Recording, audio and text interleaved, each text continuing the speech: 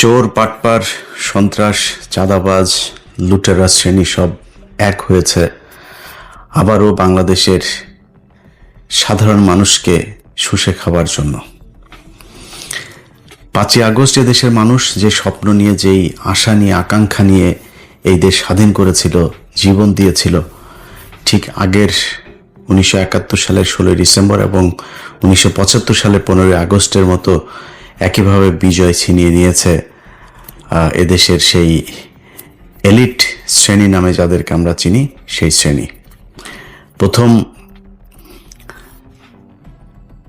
16 ডিসেম্বরের পর ভারতের সোনাগাজী থেকে আওয়ামী লীগের যেসব নেতারা ওই পারে পালিয়েছিলেন, তারা এসে হঠাৎ করেই এই দেশের যে মানুষগুলো দেশ স্বাধীন করেছিল তাদেরকে সরিয়ে দিয়ে তারপর চেয়ার দখল করেছিলেন। 1975 সালে যেই বীর সেনানীরা এই দেশকে স্বাধীন করেছিলেন 15ই আগস্ট, তাদেরকে এই দেশ থেকে সরিয়ে দেওয়া হয়েছিল। এরপরে নানান চড়াই উতরাই পার হয়ে তারপর জিয়াউর রহমান ক্ষমতায় গেলেও তাকেও খুব বেশি দিন থাকতে দেওয়া হয়নি।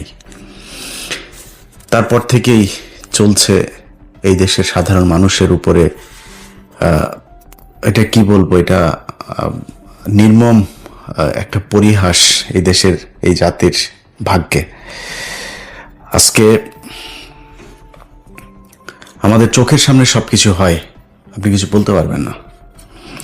আপনি যদি বলেন তাহলে আপনি একা হয়ে যাবেন।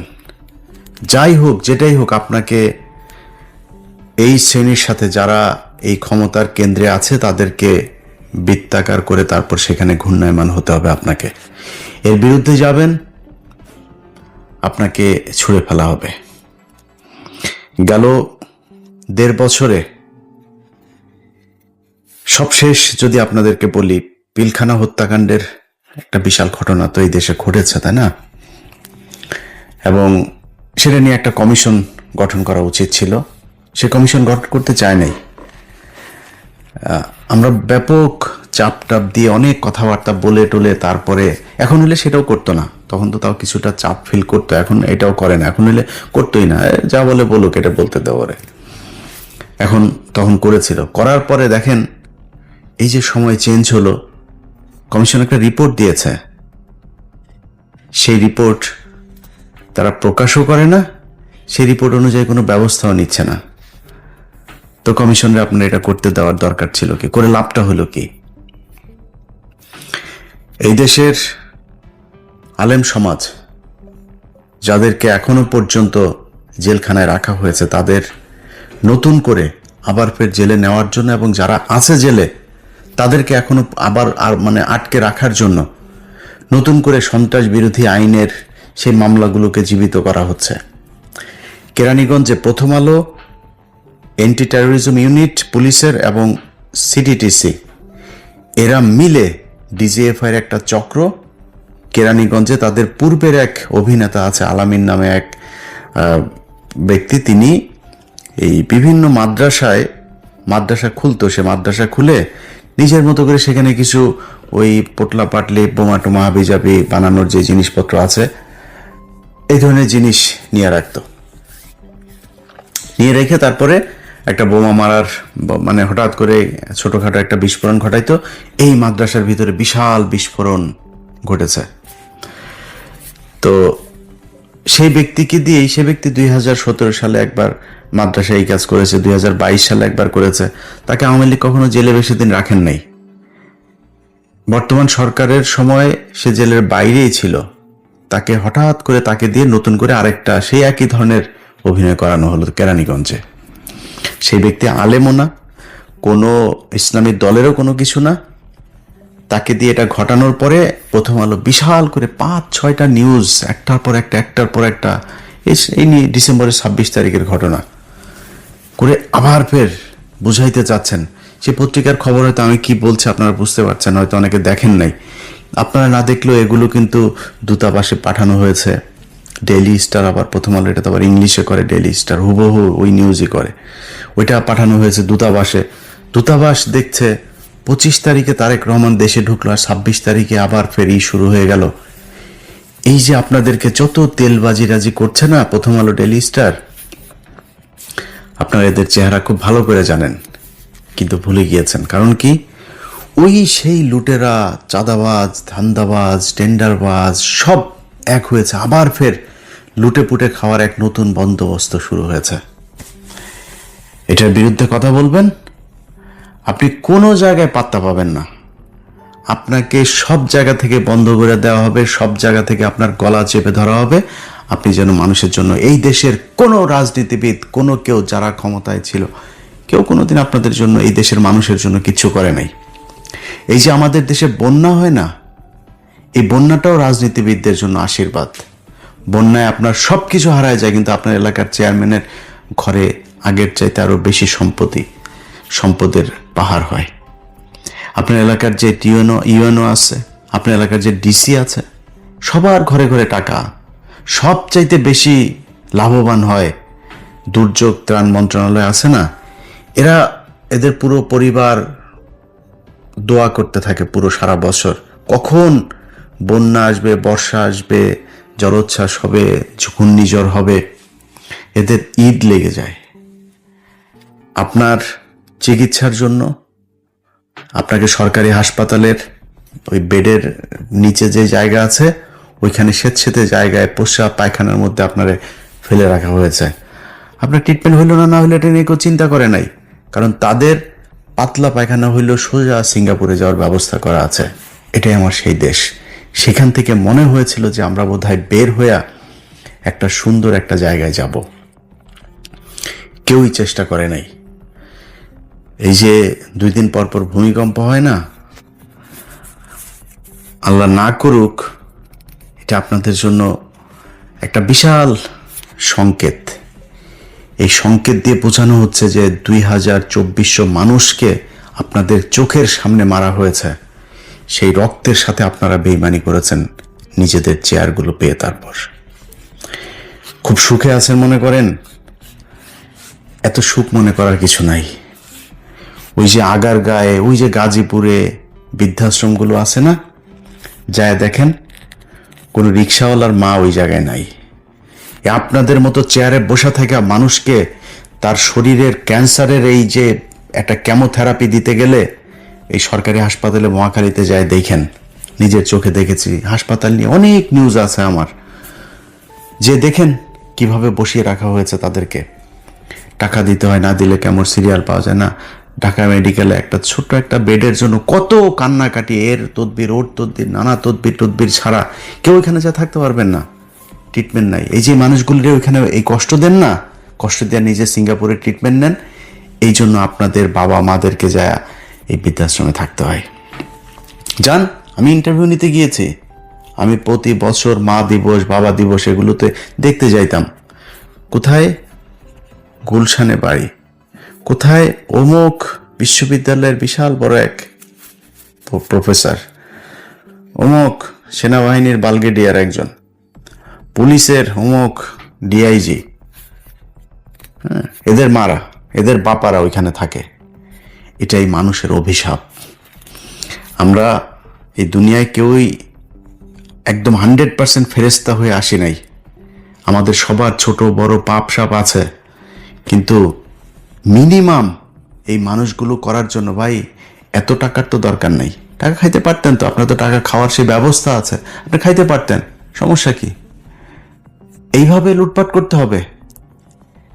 কি দেখেন নাই শেখ হাসিনার যে পতন, এই পতন দেখেন নাই? এই পতনের পরে আপনি কোন আশায় আবার ফের নতুন করে এগুলো শুরু করেছেন? আপনারা কি মনে করেন এগুলোর বিচার হবে না?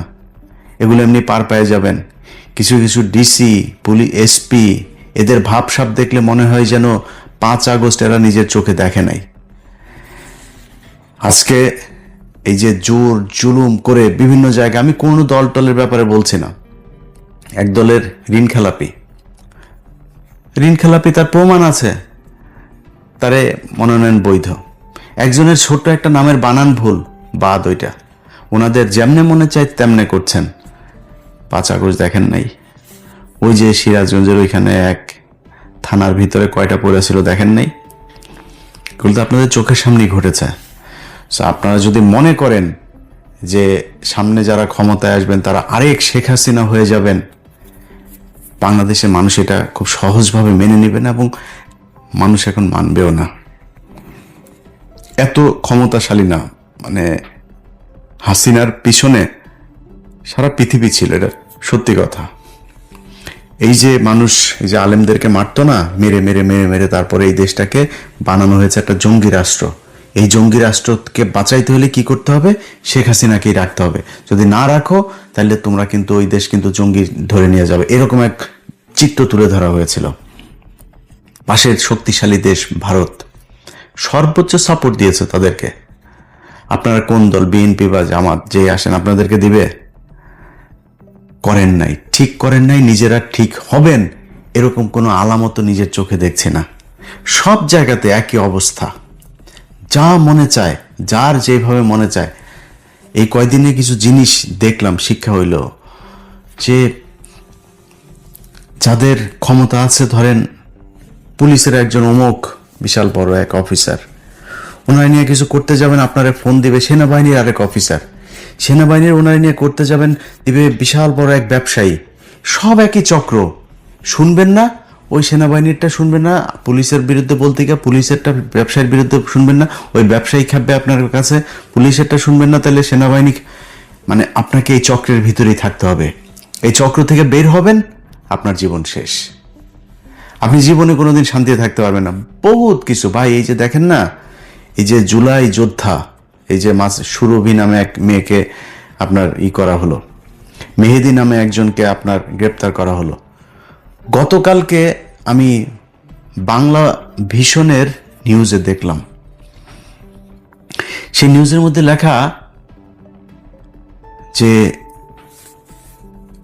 ওই এক জুলাই যোদ্ধা, তাকে খুঁজে পাওয়া যাচ্ছে, নিখোঁজ জুলাই যোদ্ধাকে পাওয়া গেল মাদক নিরাময় কেন্দ্রে। তো আমার কিউরিওসিটি জাগলো যে আসলে ঘটনাটা কি হয়েছে এখানে। আপনারা এবার খোঁজ নিয়েন, যারা এনসিপির ভাইরে আছেন, কারোর পক্ষেও নাই ভাই আর বিপক্ষেও নাই ভাই, বলে টোলা আর কারোরে খেপাইতেও চাই না। কারণ আমি একদম আমার ভিডিওর ধরনই চেঞ্জ করে ফেলেছি। কারোর নাম ধরে কোনো কিছু বলবো না আর, কারোরে না।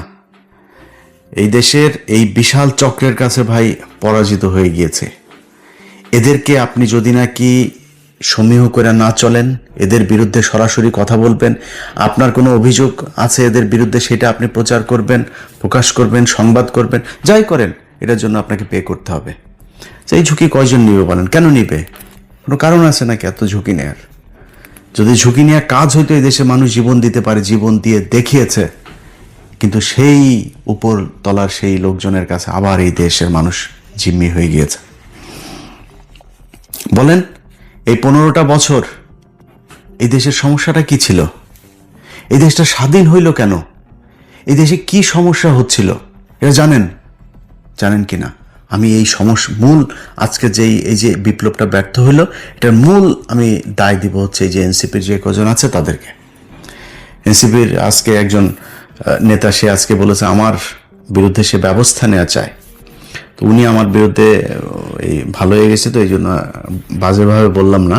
উনি আমার বিরুদ্ধে কি ব্যবস্থা নিতে চায় এটা উনি ভালো করে বলতে পারবেন। তবে ওনাদের বিরুদ্ধে কি ব্যবস্থা সামনে হয়, এটার জন্য আমার মনে হয় আমার উপরে ভরসা করা লাগবে না, মানে আমার কিছু করা লাগবে না। এমনি আপনারা দেখবেন অনেক ব্যবস্থা আপনাদের বিরুদ্ধে নেওয়া হচ্ছে।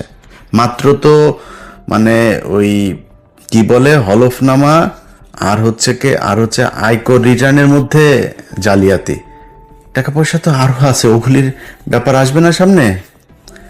পাগলের মতো ঘুরতে থাকবেন, এই চরকার মতো ঘুরবেন পাগল হইয়া। তারা এখন আমারে এটার ব্যবস্থা চেয়েছে। ব্যাপারটা আমারের বিরুদ্ধে ব্যবস্থা না চায়া মনে করেন আমি সরকারের সমালোচনা করেছি, বা ধরেন প্রথম আলো ডেইলি স্টারের ঘটনায় উস্কানি দেওয়ার কারণে নাকি আমার বাংলা এডিশন বন্ধ করা হয়েছে, ফেসবুক ডাউন করা হয়েছে, ইউটিউব ডাউন করা হয়েছে। বুঝলাম আপনি ডাউন করলেন, যদি এটা সত্যি হয়। তো শেখ হাসিনার এই যে বাংলাদেশ আওয়ামী লীগ, বাংলাদেশ ছাত্রলীগ, সব কটা পেজ, ওদের নেতা যারা আছে, এই যে আরাফাত সহ ওবায়দুল কাদের, সবার পেজ বাংলাদেশ থেকে দেখা যায়। সার্চ দেন, দেখা যায় কিনা। সেখানে কি বলে? পুরো বাংলাদেশকে তারা ইটি করে দিতে বলে না, টার্গেট করে করে কাদের নাম বলে না, কি করতে হবে এগুলি বলে না। আমি এমনি ফেসবুক ইউটিউবে বহুত ইয়েতে আছে যেখানে কথাবার্তা একটু সেন্সর করে বলছি আর কি। কি কি বলে না শেখ হাসিনা, শোনেন না আপনারা কি করতে বলে, ধরে ধরে কি করতে বলে শোনেন তো। তো তাদের পেজ আর ইউটিউব চ্যানেল কেন বন্ধ হয় না? সমস্যাটা হচ্ছে আপনি ওইসব নিয়ে যা মন চায় বলেন, রাষ্ট্র নিয়ে যা মনে চায় বলেন, আপনি ব্যক্তি যে দুর্নীতি করছে তার নিয়ে আপনি কিছু বলতে পারবেন না।